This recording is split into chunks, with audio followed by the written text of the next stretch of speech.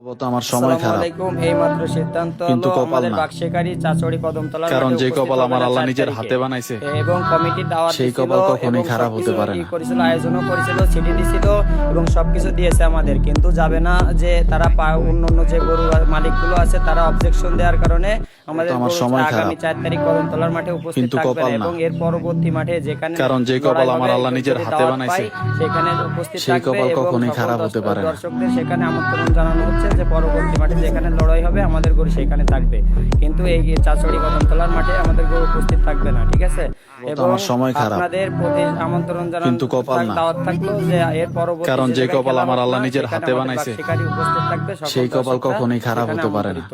বিশেষভাবে জানানো হয়েছে।